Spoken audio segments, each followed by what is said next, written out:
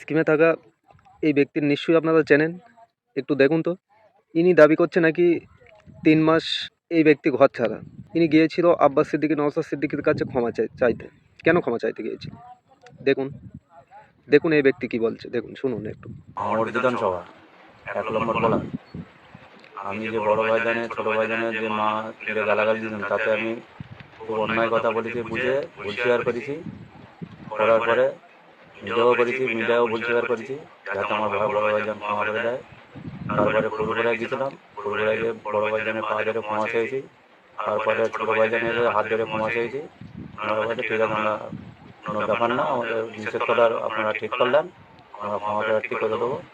এই পর্যন্ত ৩ মাস গেছে, কোনো ক্ষমা প্রার্থী হয়নি, বাড়ি উঠতে পারিনি।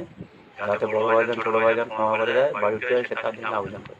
কাকা, ও কাকা, সেদিন যখন দিদিমণির হাত ছিল আপনার মাথার ওপর, শওকত মোল্লার হাত ছিল আপনার মাথার ওপর, সেদিন আপনি ভুল করেছেন।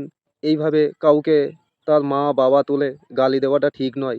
একবারও আপনার তো মনে হয়নি সেই কথা? এখন আপনি যে ঘরে বসবাস করতেন, এখন দেখতে পাচ্ছেন যে সেই ঘর তো ভেঙে তছনছ। এখন আপনার মনে হচ্ছে যে আমি ভুল করেছিলাম? তবুও আপনি গিয়েছেন নওশাদ সিদ্দিকীর, আব্বাস সিদ্দিকীর বাড়িতে। তারা নাকি বলেছে ক্ষমা করে দিয়েছে, কিন্তু তাদের কর্মী কি আপনাদের ক্ষমা করেছে? সেটাই আপনি বোঝানোর চেষ্টা করছেন যে মানে আপনার বাড়ি ভাঙড়ে, আপনি ভাঙড়ে উঠতে পারছেন না। নওশাদ সিদ্দিকী হোক, আব্বাস সিদ্দিক হোক, একটা ভিডিওর মাধ্যমে বলে দিক তাঁর কর্মীদের যে আমরা ক্ষমা করে দিয়েছি, সবাই তাকে ক্ষমা করে দাও। অবশ্যই আপনাকে ক্ষমা করে দেবে, কিন্তু আপনি একটু বুঝুন, একটা মানুষের পার্সোনাল অ্যাটাক করলে কতটা কষ্ট, কতটা বেদনা আপনি তো সেদিন একবারও মনে করেননি। আজ মনে হচ্ছে, তাই তো?